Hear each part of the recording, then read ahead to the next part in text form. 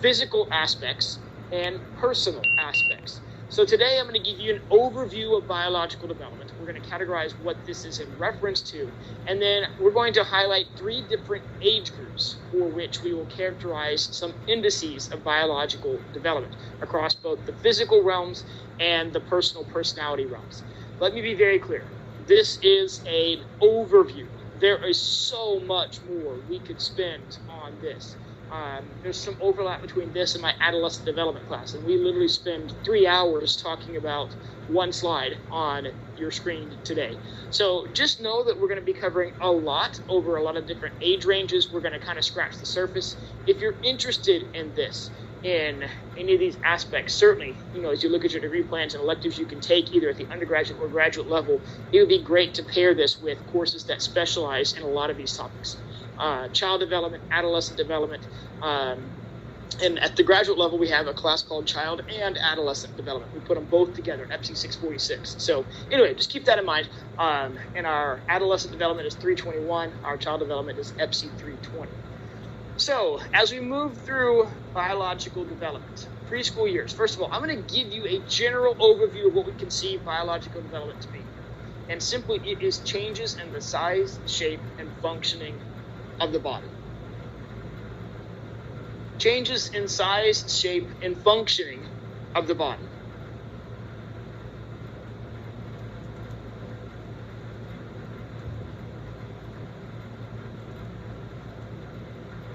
What I'm not going to focus on today is really the period from 0 to 2 years. I really feel like what we covered with the Piaget unit on cognitive development really goes with a lot of the biological development aspects as well. The integration of movement, motion, perception, senses, those type aspects. Where we really start seeing some differentiation is when we get to the 2-year-old, the toddler years. Again, I'm not going to pinpoint on an exam question at what age do students gain the ability to use or integrate their fine muscle skills. But knowing between the ages of 2 and 5 that this is characteristic of development is important. So when you see ages up there across every single thing we've done in class so far, the alignment of ages to stages is critical. The alignment of ages to stages is critical. And so when you look at language development from our first lecture, when you look at cognition development from the Vygotsky or the Piagetian standpoint, and then today I'm looking for overlaps. Graduate students, this is critical when you look at what you're having to create for your development project, but really kind of seeing what kids are capable of across all different domains of development and seeing that alignment of ages and stages across domains. So from the physical aspects, one of the biggest characteristics of this age group is motor skills development. The refinement and coordination of muscle movement and muscle memory. The refinement and coordination of muscle movement and muscle memory. Refinement and coordination of muscle movements and muscle memory. So we can categorize 2 different types of muscle movements, gross versus fine.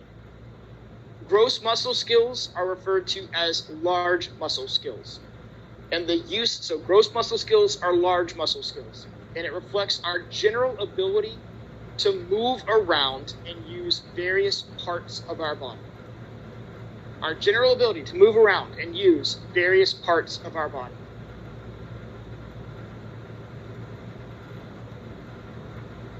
When you think of motor skills, these are the muscles involved in locomotion, movement. Large muscles found in what parts of the body do you think? Locomotion would be in what areas? Okay, arms and legs, extremities. Okay, arms and legs traditionally are those that are most referenced when it comes to gross muscle skills. Now we start seeing these appear in a systematic, logical way. Kids start off crawling with their arms first, then walking. But when we move from walking, if you think of gross muscle skills development, walking to running, running to jumping, those type things that require greater sophistication and coordination. I attended a first grade baseball practice last night in which the kids were asked to round first base. Do you want to know what that looked like? I should have videotaped it. It was kind of difficult for kids that are right there at this stage, 6 and 7 years old, to really hit the bag, turn, pivot, and keep running. I will say that my son did not end up in the dirt on the ground. Other kids did, but he went off into outfield. He didn't necessarily go straight towards second base. It's almost like that piñata game when you kind of spin around and get dizzy. But that's what we're talking about with gross muscle skills. Now, how do you know where you are in gross muscle skill development? You can look at two indices, and these two indices are called range of movement and crossing the midline. Range of movement is our ability to make and coordinate movements. Our ability to make and coordinate movements that span your entire body length. To make and coordinate movements that span your entire body length. I was a PE teacher, and I had to learn some of the capabilities of kids that I had in my class. And my pre-K and my kindergarten and first grade students weren't able to do some things that my first grade students were. Now, again, we're talking about a preschool class age here, 2 to 5. Does anybody here teach within a preschool age group? Some of you have a little bit of experience before. In fact, usually in most preschools, they actually have a gross muscle skills teacher, in which you learn how to use scooters and use your legs on scooters, and you learn other aspects of that. When you think about range of movement, you're talking about being able to span the entire body length. The biggest example I can give without my face mask flying off is a jumping jack. Now, if this wasn't the age of social distancing, I'd make everyone do, drop and give me, got physical instructor over here, burpees, right? And those type things. I've learned to hate thrusters and all of those aspects there. That is range of movement. Movement across the entire body length. That span everything from legs to arms. When you look at young kids, they do not have that range of movement. Ask a 4-year-old to do a jumping jack. You'll be picking them up off the ground. And they can mimic that and emulate that, and they will work towards that. Most 4-year-olds, 3-year-olds don't have that skill yet. They have not been able to refine and coordinate their muscles to work in that way. Another great example, how many of you guys did swim team? Anyone here do swimming? When you look at swim lessons, getting kids to learn how to swim requires that they do what? Coordinate arms and legs. Another example of something, watch swim lessons for the ages of 3, 4, and 5 versus when you start getting into the ages of 6, 7, 8. Think about if you did swim team, when did you first learn how to do a backstroke, a breaststroke, a butterfly? Those occurred much later. Now you certainly have prodigies like Michael Phelps who can beat these trends here, but that's gross muscle skills. The other aspect, crossing the midline. In fact, Aiden's baseball coach was relatively thrilled that he inherited a left-handed thrower. Now, when you look at the way that kids throw a ball and watch young kids, you will typically see, Thomas, I might throw something at you again. You typically see that they do this. Okay, axe chop, and if I'm facing the screen right there and I'm throwing it at you, look, there is no symmetry in which I'm crossing the middle of my body. If I drew a line, the Vitruvian Man, so to speak, right down the middle. In fact, even baseball. Astros won today. Spoiler alert, if you didn't know, 2-0. Minnesota Twins have lost 18 straight post-series games. But think about a baseball pitcher. When you wind up and you throw across. But most kids, when they throw when they're young, will throw like this. Okay, great for axe throwing, but not really great for that symmetry, that bilateral movement across left to right.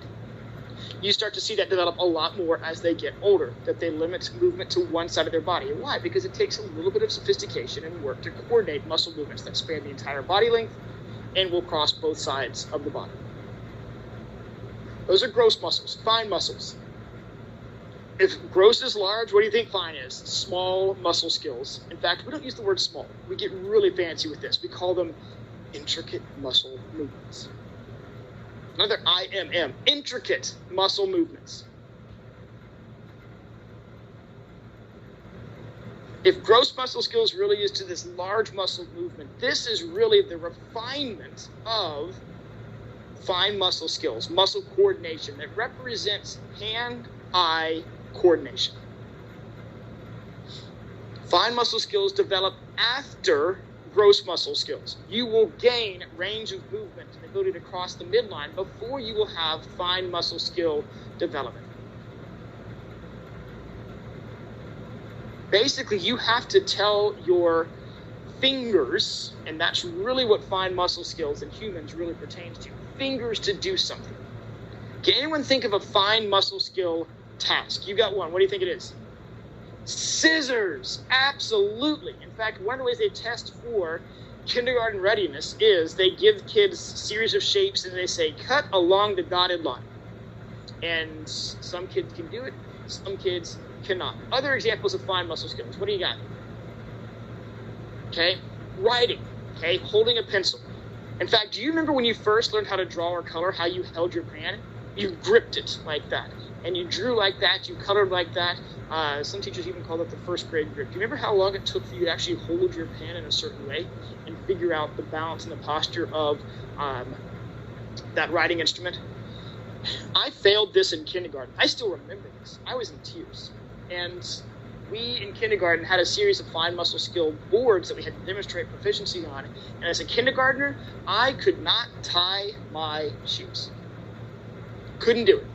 Couldn't figure out that the rabbit went through the loop and chased the dog or whatever other thing that you use to learn how to tie shoes. But that certainly is the tying of knots and all that different type of thing. If you ever volunteer at an elementary school, guaranteed you're going to be asked at lunchtime to do what? Open up Go-Gurts and Capri Sun in which you have to put the straw, and some of you still struggle with that, right? Getting that straw to go into the little Capri Sun hole and all those aspects there. Fine muscle skills. Coordination of sophisticated muscle movements, writing, tying, cutting. You really have to concentrate and look at them. It's really sending signals from your eyes, interpreting input, and making your fingers act. Oh, that's a whole other level. Holding the paper while cutting? No, I mean, forget that. We got to move to the next slide to even get to that. But yeah, I mean, and for people in preschools, they've seen it. This is tested where kids are on these levels. Now, what also starts to emerge is dexterity. Okay, dexterity is a way to reference hand preference.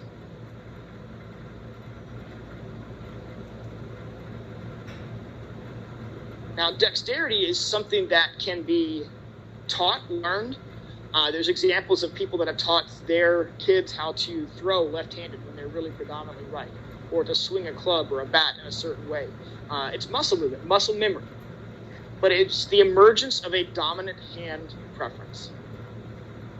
Emergence of a dominant hand preference. We've got a young lefty. In fact, we thought my daughter was a lefty. She ends up being a righty. She's really good at drawing, but my son, without a doubt, was a left-hander. And then one thing you don't think of, but it's certainly pertinent, the bladder, the sphincter, they are both muscles. And learning how to control potty training behavior. Here it sounds sophisticated, voluntary control over elimination, but controlling the bladder, urges, and knowing how to train those muscles. It is crazy when I hear parents trying to start potty training kids at 16 months and 18 months and 2 years, and that's early, in which, well, if they start now, they'll learn it. They don't have the readiness to control their muscles like that. So those are 3 indices that emerge. Are these the only developmental characteristics? No, there's a ton. These are things that we can point to show where a kid might be on a spectrum. A spectrum of how far advanced they are compared to their peers. Not an autism spectrum or anything, I don't misunderstand that, but a range of developmental abilities that span very little coordination and ability to mastery, and placing those kids along that continuum. So if that's the physical aspects, let's get to the personal aspects. Now, a lot of these were really in your book. This is not in your book. And it's really kind of an interesting parallel between personality and play.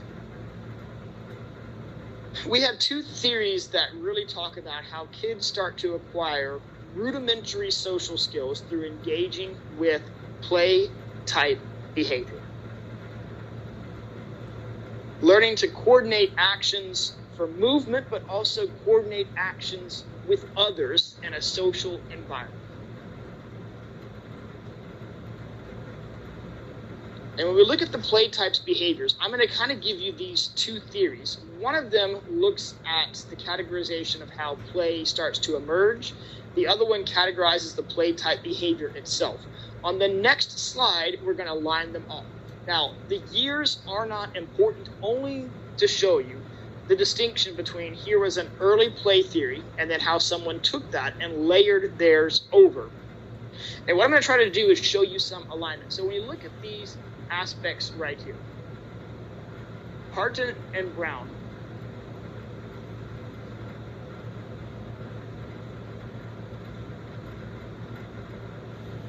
let's talk about Parton's theory first. It's a classification of how children participate in play. Parton's theory is a classification on how children participate in play.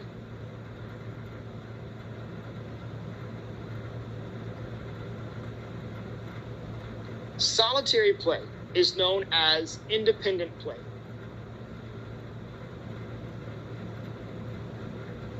This is when a child is simply playing by themselves. They're focused solely on the activity, not even aware of people that are in their immediate surroundings or environment. They maintain a solitary status, even if they're not alone, by solely being focused on the activity itself. They are uninterested or unaware of what others in their immediate environment are doing. That is solitary play, Parton's theory.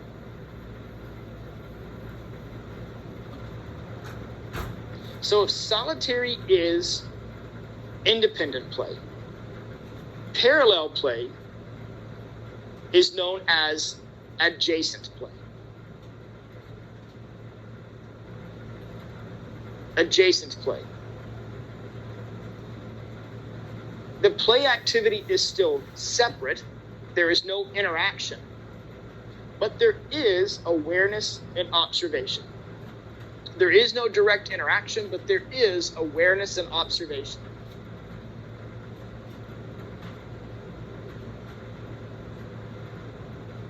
The child might play separately, but in close proximity, and has the ability, we'll see this later on in our learning unit, to mimic other people's actions. So you see two kids right here in that picture off to the left. They're sitting next to each other on a preschool rug, and one of them's got a bus and the other one's got a bunny. And so the girl is rolling the bus on the ground. What the boy might do is roll the rabbit on the ground and mimic those actions. That would be a type of parallel play. Now, it's important, what Parton says, to note this, because it is a transitory type of play, from one that is solitary to one that is more socially mature.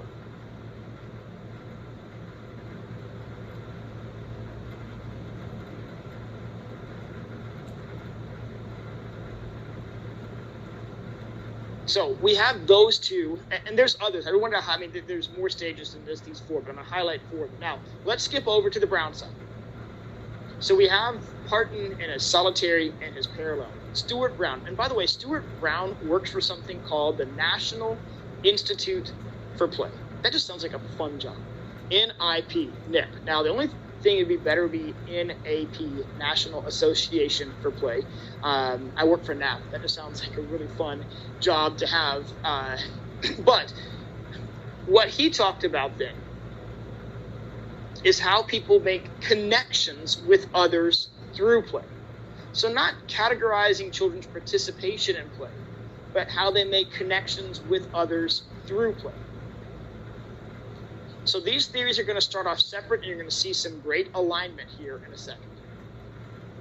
Let's look at these three labels: attunement, body, and object.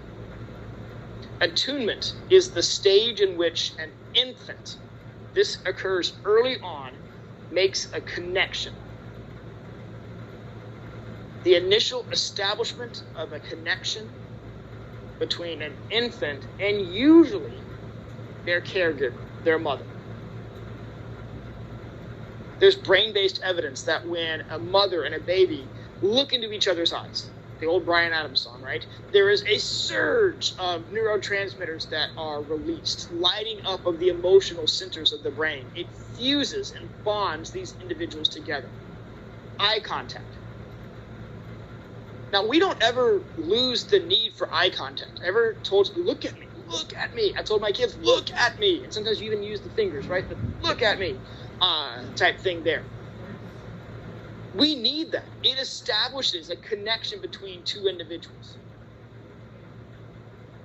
But infants can't communicate. They have very little muscle movement. The only thing they can do to establish almost a survival, will you take care of me, is this attunement.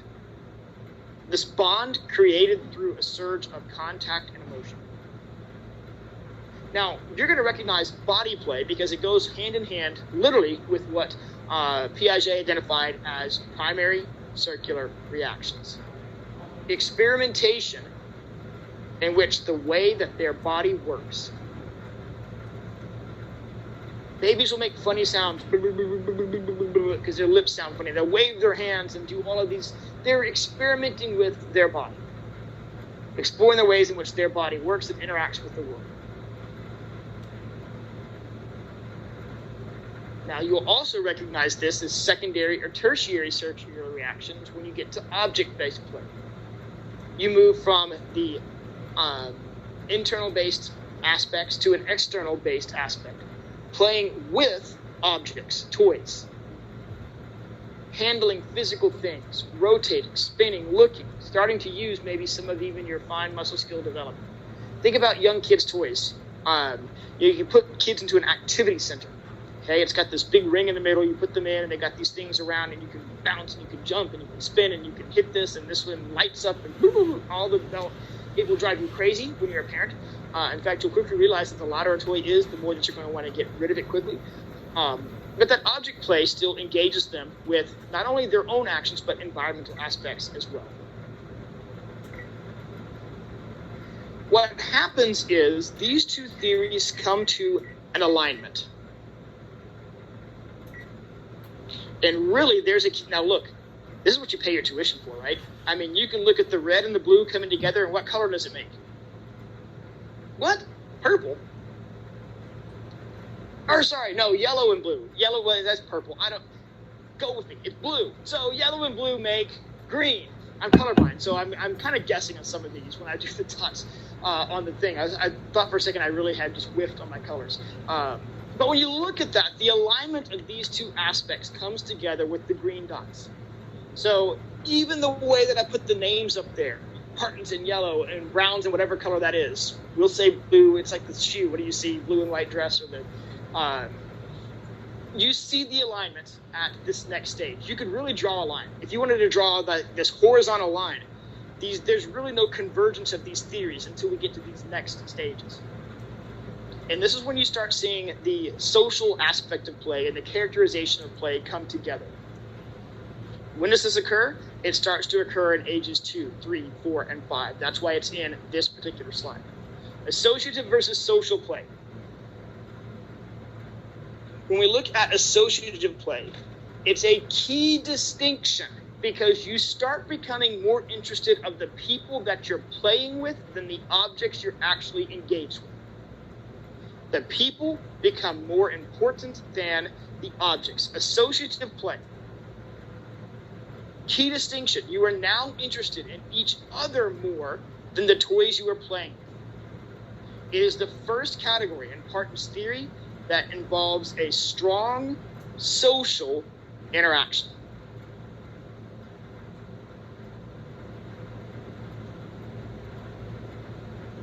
Doesn't matter what you have, as long as you're playing together.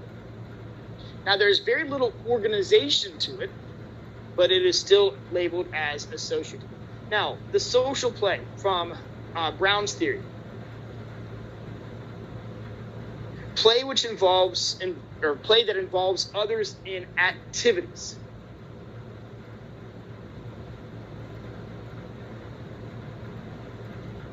Play that is categorized as involving others in activities. So we're moving beyond just the objects, and it could be social aspects such as making faces,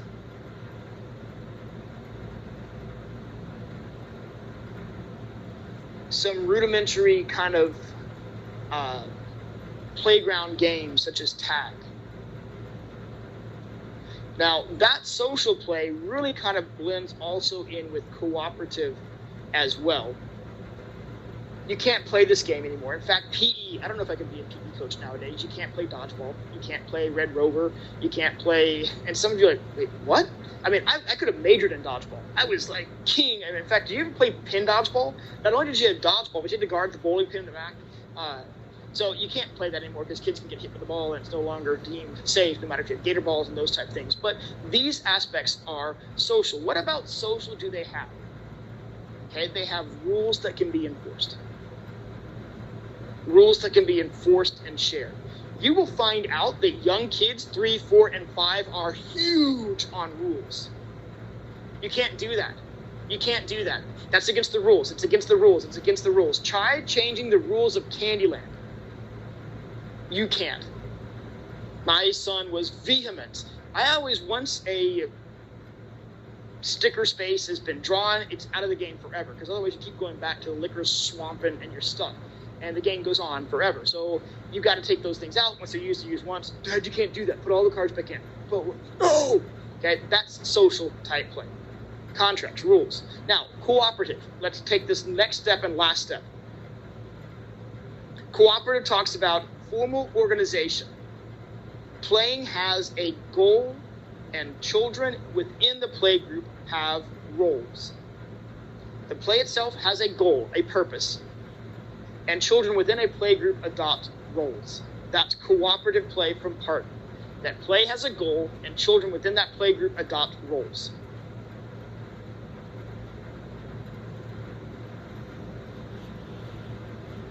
So really, the way that I would imagine associative kind of leads to social, which leads to cooperative, with this then leads to this imaginative pretend type play. I've paired them together here because they both kind of relate to each other.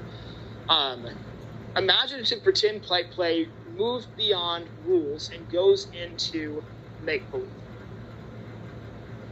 Moves beyond rules and goes into make-believe. A child will invent, or children will invent scenarios and act them out.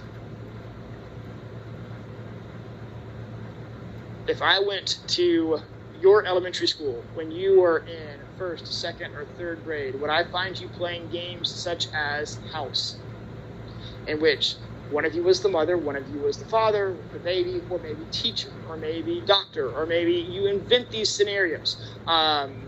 And these are gender nondescript. You could certainly have lots of different scenarios that are invented and played out on a playground. Imaginary friends. Any of those different type things as well. So these represent the most sophisticated types of play amongst this preschool population. And we learn to use those to kind of facilitate our social interactions, which we'll get to, social development, on Monday. So that's our preschool milestones, the evidence of play type behavior and some of the physical emergencies. So let's move into our elementary years, 6 to 10.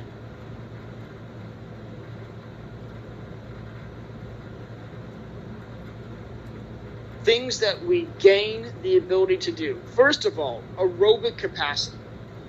If you look at the preschool years about learning how to coordinate muscle movements that are in the extremities, a lot of the physical aspects in this elementary age are featured with the core, okay, the trunk, the middle part of your body. Remember, this goes back to what term we talked about the very first day of development. I think I heard it. Proxima distal trend. Proxima distal trend. This is when it starts moving from this outside in. For most of it, we've been from the inside out. Now that we started coordinating, we start to slowly start moving to the inside in, and we deal with things here in our core. Core being heart and lungs, aerobic capacity. The volume of our heart, the amount of blood that can be pumped through, the oxygenation of our blood cells increases. The number of alveoli and air sacs within our lungs increases. We gain aerobic capacity, which leads to these things that we see here: strength, stamina. If you played sports as a kid, think about how short your games might have been. Okay, you just don't have the energy or the endurance to keep up. But based off of your trunk growing, literally expanding, the volume of air, the amount of blood, the distance it has to pump has started to increase. So your endurance, your aerobic capacity has started to expand. The other thing that starts to develop as well is the aspect of balance. And it's kind of funny that we get this balance movement, then we throw it all off when we go into puberty, when we start growing at a height and we lose all sense of balance and coordination. In fact, we gain it, then we temporarily lose it before we get it back again. But balance is being able to, again, not just do this range of movement and across the midline. What would be a milestone aspect that you can think of that would be indicative of someone who has obtained balance and being able to proportionally distribute the weight across all aspects of their body? If they were to catch themselves when they fall? Catching themselves when they fall, I actually agree with that, yes. Being able to catch themselves or steady themselves when they fall. So if they're moving this way, right their balance the other way. Riding a bicycle, okay? Riding a bike. When did your training wheels come off? In fact, ask your parents tonight. See if they remember. At what age your training wheels came off? For my kids, it was the age of 6 and the age of 7. Mic drop. Okay, I actually probably could drop it. I mean, that's literally, they were right in the middle of this age range. My son was a little bit earlier than my daughter, and simply because he didn't want to have training wheels on anymore because the kids across the street didn't have training wheels on. And we went through basically literally a crash course of 48 hours of like skinned knees and elbows and bloody lips. And then finally, boom, he got it. Okay, riding a bike and studying that without having the trailing wheels. We gain better ability to stabilize movements across our core, to coordinate our core into actions. I would love to see 4-year-olds do yoga. They could not. But you could start to see young kids being able to engage in some of these aspects as well. And so coordination of movements that involve balance. We've talked about gymnastics in here before, right? Being able to walk. Simone Biles is just a marvel. She's just amazingly talented. And I wonder at what age did she start showing this prodigious ability to coordinate her movements and floor routines and balance beam and all those other type indices. But we're able to stabilize, we're able to coordinate, and we're able to engage in a lot of things that require more sophistication of movement. Jump rope, and you see the video up there. Yes, they add elements of midline and range of movement, but at a much more sophisticated level. Skateboarding and all those different type things as well. So we gain in aerobic capacity, balance, coordination of movements, strength, and stamina. When you look at muscle fibers are interesting. Muscle fibers respond to the presence of growth hormones, testosterone as well. It is interesting that the growth of our muscles has nothing to do with adding of new muscle. We have the same muscle fibers that we were born, at the same muscle fibers now. The only thing that happens is that the result of exercise serves to strengthen and lengthen. And you start seeing those changes in this childhood period. Strengthen and lengthen. Early on, you would be hard-pressed to be able to tell how old a kid is by looking at their body type. 2-year-old, 3-year-old, 4-year-old, they all look similar to each other. The cartilage influence, they have much more cartilage than connective bone.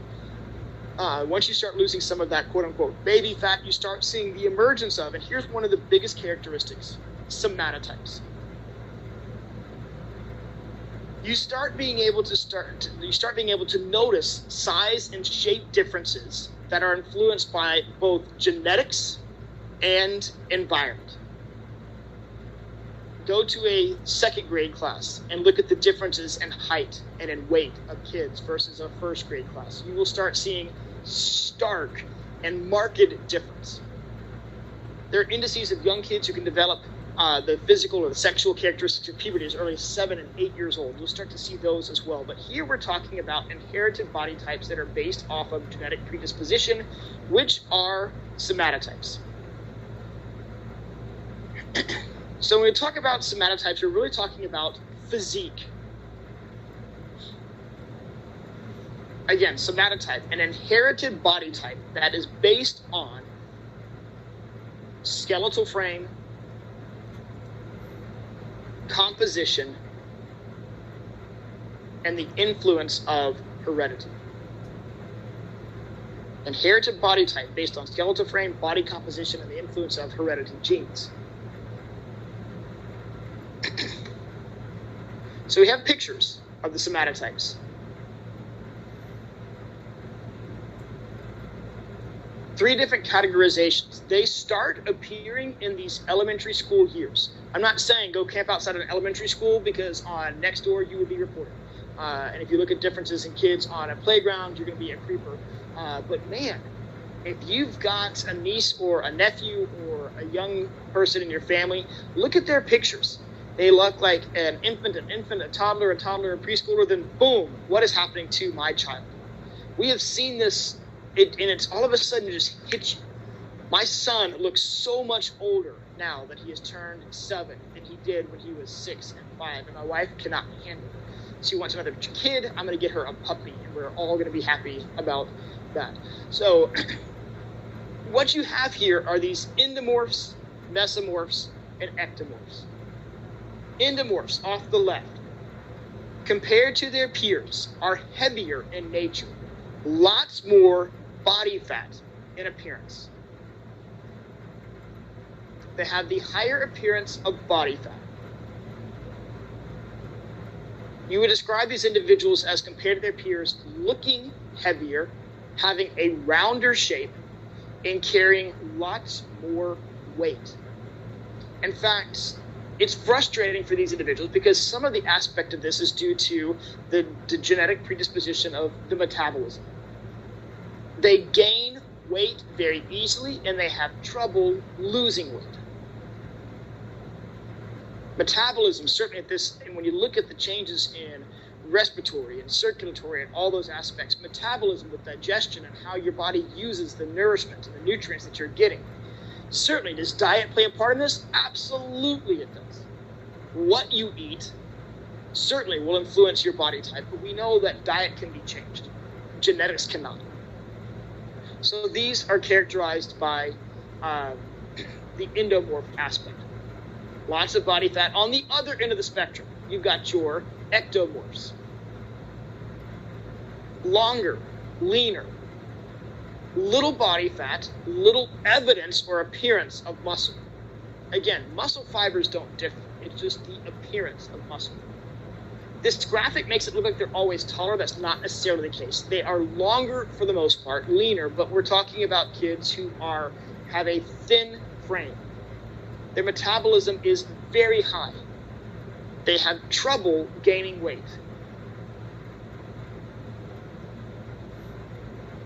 Compared to other peers, their chest, their trunk is narrower.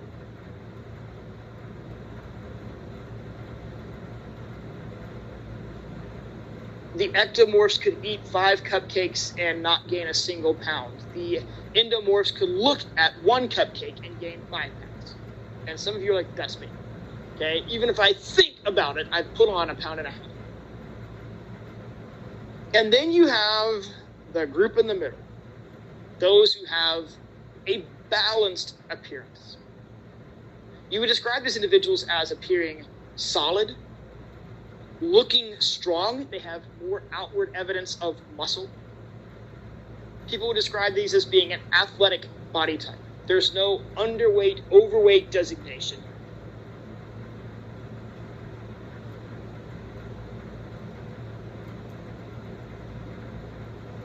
Now, these kids, or these pictures, they're obviously older than, 6, 7, 8, 9, and 10 years old. It's used to kind of categorize and make a distinction. But I guarantee you, if you ever have a chance to be in a classroom and observation, look at the differences between a first grade, a second grade, a third grade, a fourth grade, and a fifth grade class, and you will see stark differences. Not even based on puberty, just based off of body type. Can you change your appearance? Absolutely. A lot of that is kind of combating what you were born with. You have this genetic predisposition, but diet, exercise, working out, nutrition, all those aspects can certainly change your appearance.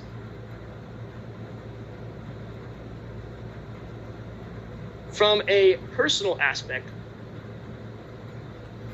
a theory I like to highlight is put forth by McCoby that talks about the evidences of self-control emerging at this particular stage.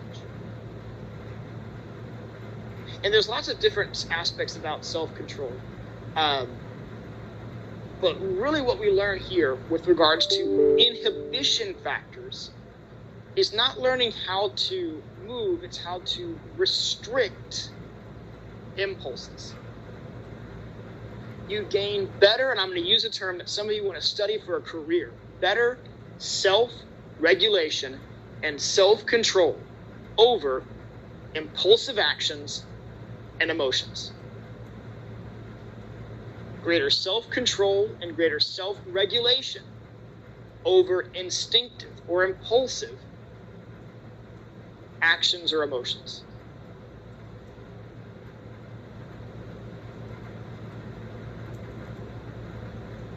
So there's 4 evidences: movement, emotion, conclusion, and choice. The inhibition of movement reflects an older child's increasingly adaptability to sit still.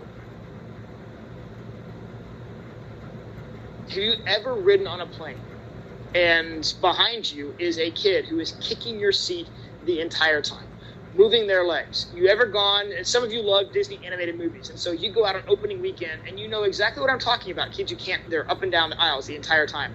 They literally cannot, has nothing to do necessarily with attention span. Some of it does, but a lot of it has to do with just the tendency to want to move. Locomotor.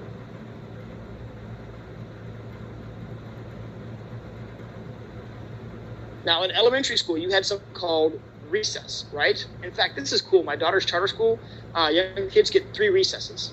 Okay, they get 3. I didn't have 3 recesses. In fact, that was the first thing that was taken away from students, which is crazy. I mean, you need to do what? Take a brain break. I love that phrase. Hey, you have all these impulses that you want to act on, but you learn to understand when movement is appropriate and when movement is not appropriate. And you learn to inhibit, restrict, hold back on those impulses. You know, Ken Robinson talked about schools and how they're structured and they kill creativity. There's very little movement now in today's classrooms. Think about all the movement you engaged in when you were in preschool. Think about the outlets you had for movement when you were in elementary school. Those largely dissipate as you get older, which I think is crazy because people literally, like the story said, learn to think on their feet. And so I don't know why, in fact, we're sitting here today. I mean, it's just the way it is. It's a very just sitting back, sitting, and listening. Emotion. Learning when displays of emotion are appropriate and are not appropriate. All of you can complete this. Big girls don't cry. They don't cry. I mean, that's, that's something you're told, hey, big girls don't cry. It's not something to get upset over. Don't cry right now. You learn to understand when the displays of emotion are appropriate and not appropriate. One of the most vivid examples I can give, my wife loves planning themed parties. My daughter was not without a party and a theme growing up. We had a wonderful, wonderful birthday party for her when she was 1. Then we got really clever. For her second, feel free to steal these. You can certainly do it. For her second birthday party, we had a tutu cute, and we had a ballet studio. We rented out a ballet studio, and nothing we thought was going to be more clever and cute than having 2-year-olds dance around in ballets and getting instructed with that, except my daughter did not cooperate. The entire party, she laid on the floor and screamed the entire time. Parents and kids had to step over her to get into the ballet studio, and it wasn't until the time was almost, and I'm thinking in my head, how much did we pay to hear her scream for, and I don't know why she was upset. We couldn't ever figure that out. But she was uninhibited in the fact that she was upset. If you've been behind people in Target or HEB, you know what they put. You know what they put at checkout lines, right? And you've seen it. The impulse buys. And oftentimes there's what? Toys, candy, snacks, those type things. It's the aisles you intentionally do not go down when you're in the store. But you get to the front of the store and all of a sudden, I want that, I want that, I want that. Give it to me now. and it's a big battle and fight and aspect there. That's emotion. The ability to inhibit those type things. You largely see the dissipation of temper tantrums and those type things from the preschool years to an elementary school year. They certainly occur, but you have a greater ability to control and harness your emotions. Conclusion. The inhibition of conclusion is not rushing to provide an answer, providing more thought before responding.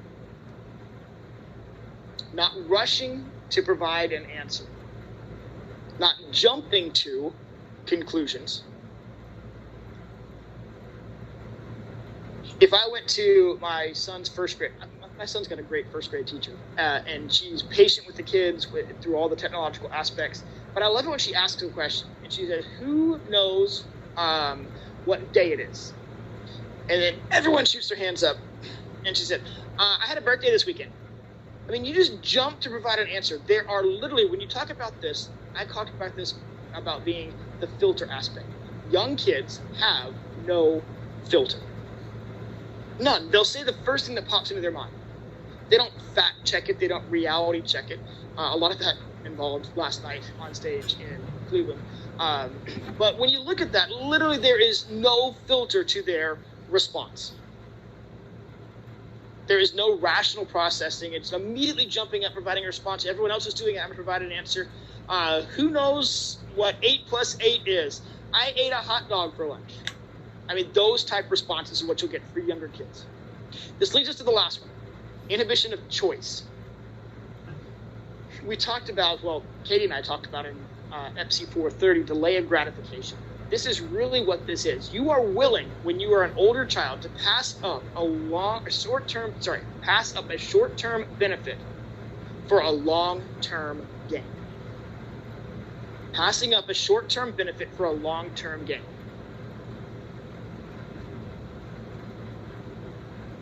So, do you want 1 bonus point right now, or 5 bonus points at the end of it? That's what we're talking about here. All of you young kids are like, I want it now. But older kids realize, hey, 5 bonus points is worth more than I have to wait longer, but I can do that. All of those are inhibition factors that start appearing between the ages of 6 and 10. Are there evidences of those before? Sure. They become more refined as we get to this age. Which gets us to our last age group for the day. I just love adolescents. I run a summer program for adolescents. In fact, if you want to get involved this summer, I'll be able to talk to you guys about that before the semester is out. It is a 3-hour credit course that can count for child professional services. I have a graduate level equivalent as well. It's a field practicum in educating the gifted, talented, and highly creative. And I know some of you have mentioned in papers before that you were in GT programs. If you want an immersive look at adolescents in action, work with the kids at my summer program. I know some of you might be interested in doing it. So I'll talk to you about how to get involved. We're planning on summer camp this summer, face-to-face summer camp. I think we'll be able to pull it off at the university with restrictions and bubbles and travel procedures and safety precautions and everything in place. But I think it's going to happen. So the physical aspects, it is of no surprise that the main emphasis of this is pubertal changes.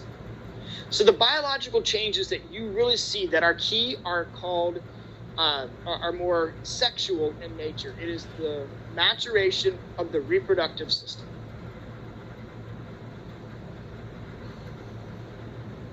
The maturation of the reproductive system. And what you see we've moved past this aerobic capacity and coordination and balance. The pubertal process is actually started when hormones are not produced, but they are increased in the bloodstream.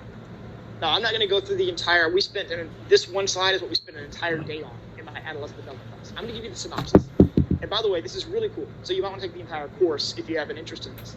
But at puberty, we are used to, throughout our entire childhood, having levels of testosterone and estrogen in our bloodstream. Okay? Puberty does not start the production of new hormones. These are hormones that have been in our bloodstream the entire time, but at low levels. And at low levels, meaning that your body will tolerate, but then it shuts it off if it's too much. What happens at puberty is that your hypothalamus and other aspects of the endocrine system will tolerate greater levels of these sex hormones. And these sex hormones are testosterone and estrogen. Now, both genders have both hormones in their bloodstream. They're released directly into the bloodstream. It's interesting about these hormones.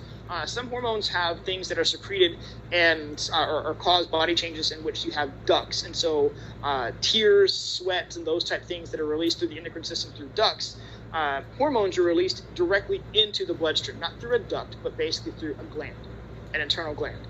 And so what these introduction of sex hormones do, in fact, there's two types of hormones that we're going to focus on today. We're going to focus on sex hormones, which I won't make you repeat because it's an awkward conversation. But sex hormones are simply hormones that cause the maturation of the reproductive system. There's many different sex hormones. I won't get into FSH and LH and some of the others, but for the main purpose of this, androgens and estrogens, testosterone and estrogen. The presence of these hormones, elevated levels of these hormones, cause the maturation of the reproductive system. Equips the body to go through sexual maturation. Now, here's something really interesting. At its highest peak in puberty, girls, what level of estrogen do you think that you have times what? So if you have this homeostasis, this just base level of estrogen, at its peak in puberty, how much more estrogen do you think you have times what? Someone give me a number. 25. All right, so we've got someone tossing out 25. What do you guys think? Higher or lower? Zoom room, what do you think? Let me see the chat. Higher, lower, toss out numbers. Let's see if we can pull up the chat here from our Zoom room. There they are. All right, people are weighing in. Higher, higher, higher, higher, higher. It's lower. It's 8 times. It's not as impressive. You're like, 8, but think about that. Hormonal levels 8 times the amount of estrogen. So this is the difference between what we see in primary versus secondary sex characteristics. Primary sex characteristics are those changes that occur internally. When you think about ovaries and testes and some of the organs involved in reproduction, the development of the uterus to be able to carry a child, the formation, those all occur internally. It is the shaping and the preparing of the body for the changes to come. Oftentimes, those occur completely out of sight. You can't tell when someone started the pubertal process because a lot of the changes that start early on are internal. Now, when does that start? Reaction range is the term that refers to a genetic predisposition to develop at a certain age if environmental conditions are favorable. A genetic predisposition to develop at a certain age and a certain rate, contingent upon environmental conditions. Which means if all things being equal, you could probably talk to your parents and say, all right, when did you start the pubertal process? And you have a pretty good idea of when you're going to start. That's reaction range. You have this genetic predisposition. If you had parents who developed relatively early, you're going to start earlier. Parents who develop later, you're going to start later, except for there's lots of different factors that can speed up or slow down the pubertal process. One of the biggest indicators that will kickstart puberty early is a high percentage of body fat. If your body detects a lot of fat, especially for females, what it signifies is that you are ready and have the ability to support and care for a child in the womb. And what we've seen decades and decades is the speeding up of the pubertal process, which means young girls can start developing as early as 7, 8, and 9 years old because of not enough exercise, poor diet, lack of nutrition. Fast food, McNuggets, all those different type things are having girls that are heavier than they have been in previous generations. It's called the secular trend, the speeding up of the pubertal process.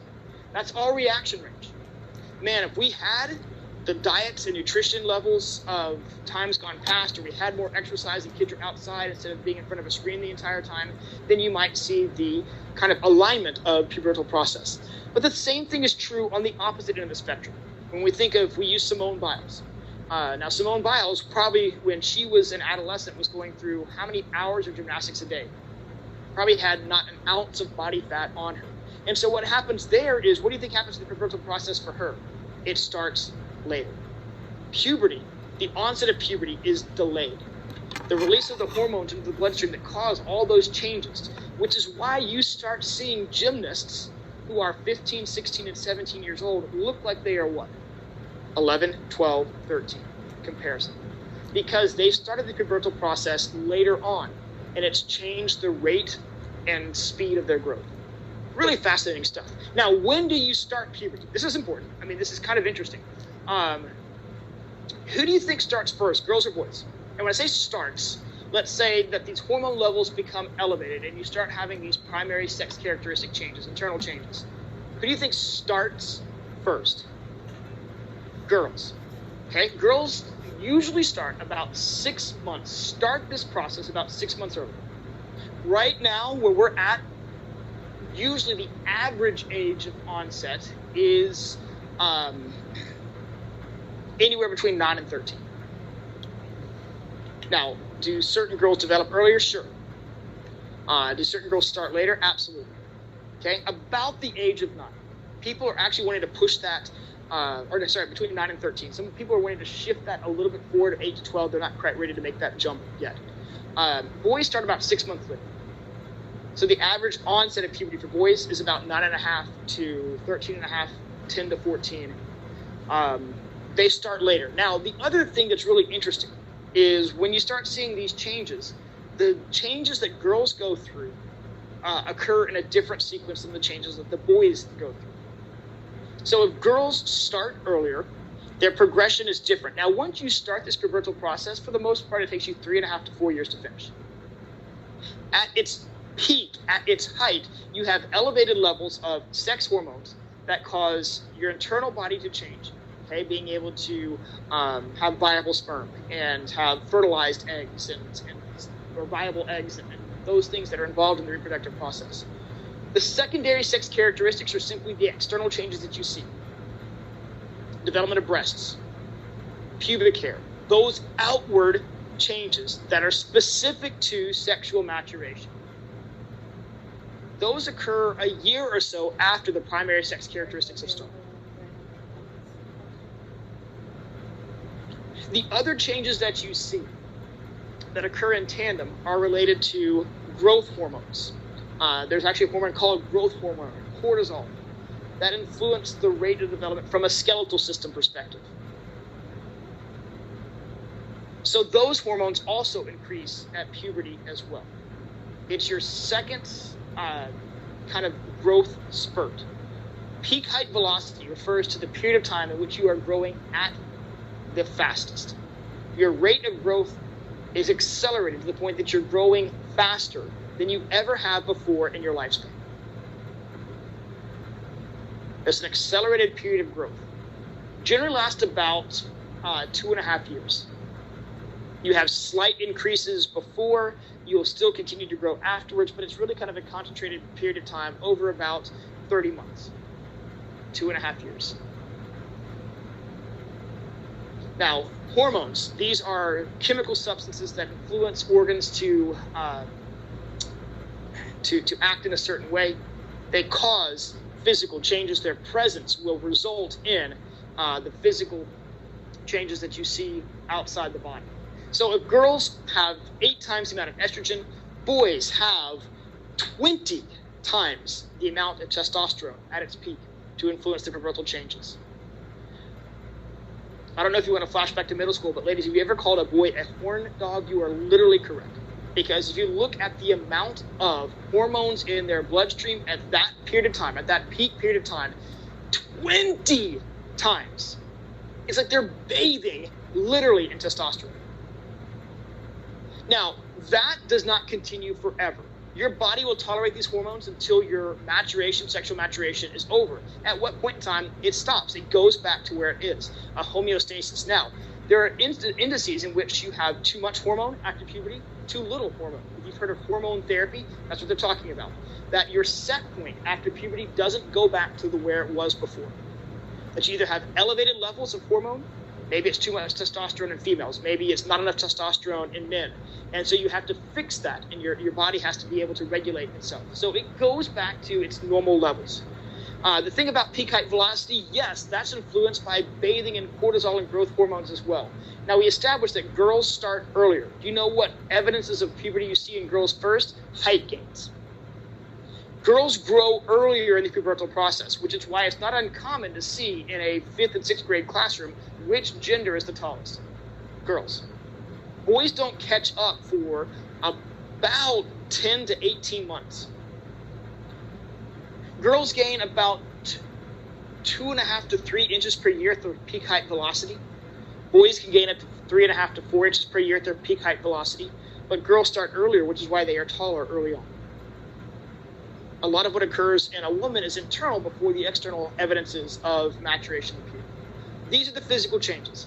Man, if you find this interesting, we spend an entire day on this in my adolescent development class, because there's lots to communicate here that really, it is so interesting. This weird but awkward but fascinating period of growth.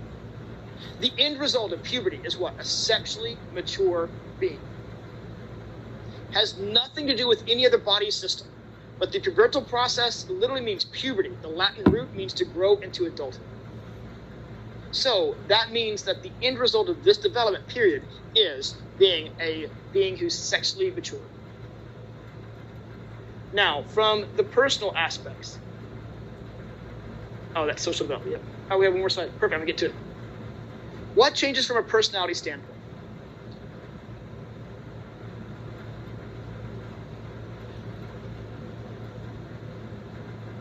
Cognitive characteristics. There are things and ways that we think that are fundamentally different for an adolescent than they are for an elementary school kid.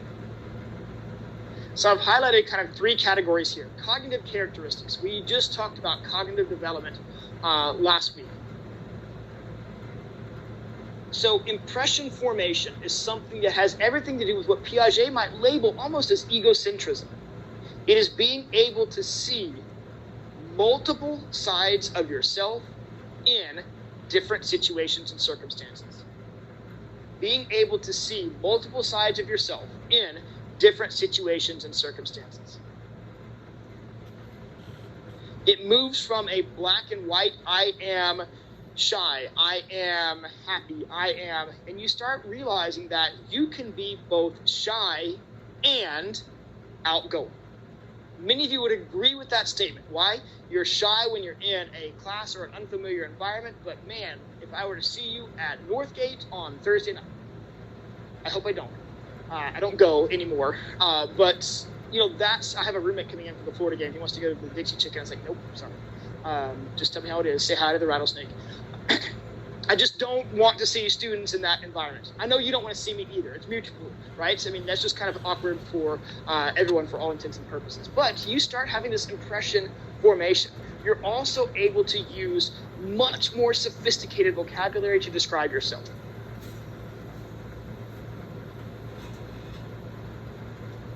You can use I'm introspective. I am thoughtful. I'm empathic. You have an advanced vocabulary that represents subtle and situational differences in yourself. Second aspect, recursive thinking. Recursive thinking is being able to put yourself in someone's position, reflecting about other people's thoughts. So if impression formation is really kind of this egocentrism aspect, looking at yourself across multiple situations, recursive thinking is really kind of perspective taking. Being able to see or think through what other people will think. And you have done this before. All of you know when you're running low on money, what you have to do. You've got to suck it up and you've got to call your parents. Okay, or call. Now, some of you are fully supportive of yourself, but some of you, man, that's a lifeline. Okay, you realize banking, and so you know what you. Wait a minute, hold on. I just called them 2 weeks ago. I can't just go straight in with the ask, and you know exactly what they're going to say. Thomas, you called me 3 weeks ago. I can't. So you start in, and of course, it's the first 3 or 4 minutes of chit chat. Then first of all, you know which parent you're talking to, right? You know who you want on the phone, who you don't want on the phone, and then I know what you're going to say, Mom. That blah blah blah blah blah. But that's recursive thinking. You ever try to talk a roommate into going out? I know what you're going to say. Okay, I got a text the next day, but it's dollar shot night at Terry's. Sounds great, right? It's Wednesday. Don't do it.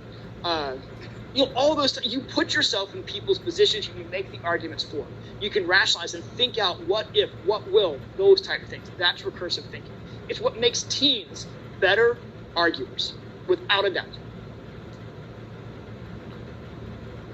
The other aspect is we have a rapid increase in our awareness of others, social cognition, the influence of the presence of others and how it guides our thought processes and actions. A heightened sense of self-awareness. Some of this is based off insecurity, body insecurity, changing, all those different type things.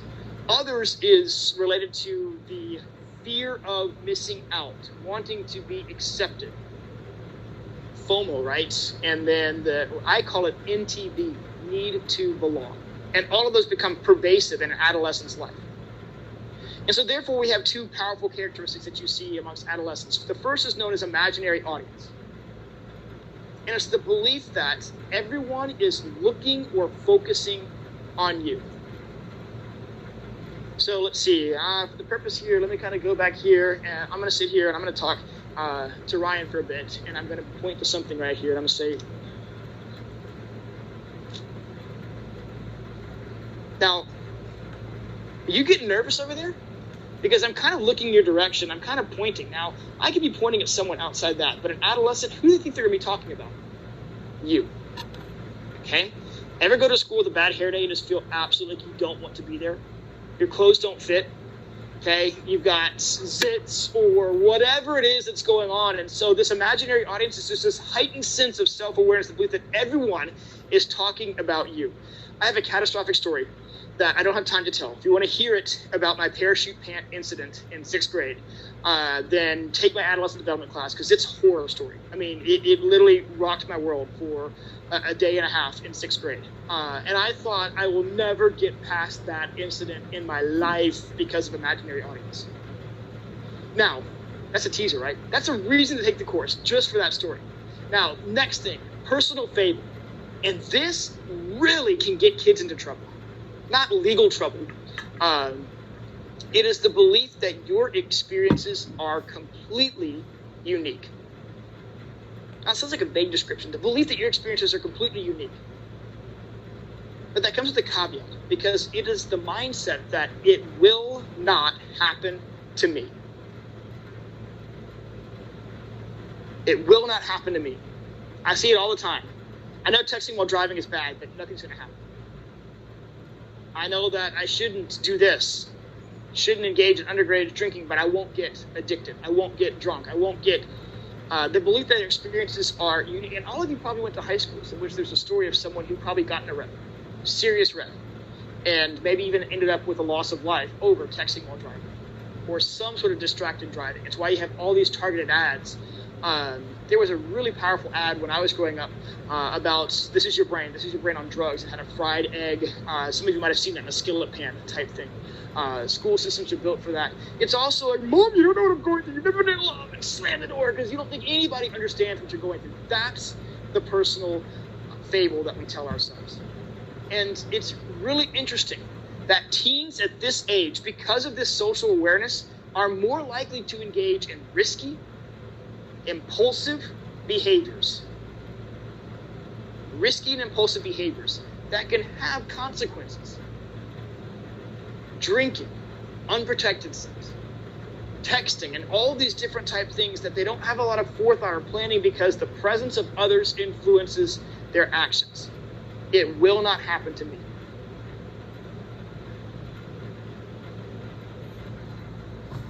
Now, ultimately, the prefrontal cortex kicks in and stops and reduces some of that, but the presence of others, that social awareness, drives that. Then we're going to get to identity development. We're going to use this as a springboard to next lecture. I kind of wish we were doing it. I mean, this is kind of a neat segue and transition. The other major aspect of adolescent development is the formation of an identity that is unique and separate from those of your family. Identity development answers the question, who am I? And if you're a musical theater fan, you know the answer is 24601. But for those who didn't get that, it just means the development of an identity, a composite sense of self. In fact, it's a reorganization and restructuring of a sense of self. We can go in all about identity. I teach a lecture on identity as well. But identity is made up of two critical self factors. I'm going to define them today, and I want you to think of it. You're going to have homework over the weekend. Not if to turn into eCampus, anything else like that. But I want you to think about these aspects. Because our identity is fueled by these two words, self-concept and self-esteem. I'm going to define them today because I only have 2 more minutes. I'm going to leave you with them and let you ruminate over how you would define these for yourself. Self-concept are the traits, characteristics, and attributes that we would list to describe ourselves.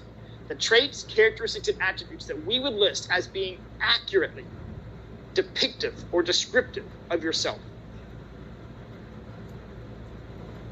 I am an Aggie. I am intelligent. I am a husband. I am smart. I am semi-athletic. You go through all those things. Think about your core characteristics, the common core. I'm kind. I'm creative. I am sarcastic. You list all those aspects, but those that are central to the defining of your identity, those at your core, make up your self-concept. It's a list of traits, characteristics, and attributes that define who you are. They're accurate. And we'll talk about differences in self-concept because sometimes we describe ourselves in inauthentic ways. So think about that. If I give you a homework assignment and list the top 12, 12 man, 12, traits and attributes you would list for yourself, come to class with it. You don't have to share it. No one's going to share them out loud. I'm not going to make you, but I want to make you. We'll do something with them on Monday. Self-esteem is an evaluative judgment of self-worth. An evaluative judgment of self-worth. In a rudimentary way of which you can gauge your self-esteem, look at those 12 things you list for yourself. 12 things you list for yourself. And if you can put a positive next to them, things you like, that means it's a positive self-esteem. When you judge that characteristic, I like this aspect about myself. If you list something that you don't like about yourself, that's a negative. And ultimately, what you want to see is a higher positive count than negative count. And this is really in adolescence where the cultivation of a positive self-esteem is so critical. Because kids are hypersensitive and hyper-aware of other people's thoughts, opinions of themselves. You can't go a day or a week without seeing something on CNN or the news about a kid who commits suicide because of bullying or taunting or teasing or any of these. And we know that because of social awareness, these cognitive characteristics, they are a heightened risk for that type of compulsive behavior. And if they don't have anything that backs up or verifies the positive features from peers, not just from parents or a teacher, but from peers, they are at a risk for those behaviors. So it's a passion of mine to run a youth program that builds up people's self-esteem, that gives them positive affirmation as to, in fact, one of the emphasis areas that I really am passionate about is what's known as positive youth development.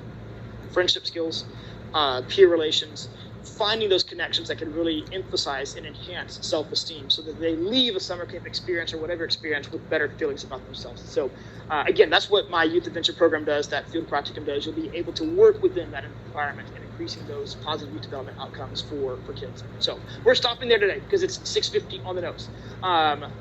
On Monday, remember, your React is due at the start of class. So make sure that is in. And if it's not Monday, it'll be Wednesday next week that I'll have your intro projects graded. So fascinating stuff. I mean, I could go on for hours. I literally do in one of my other classes, but it's just really interesting. And we gave you guys a slice and a snippet of these features, but there's so much more to know about how we grow. That rhymes, so I'll end it on that. All right. Bye, guys. I know.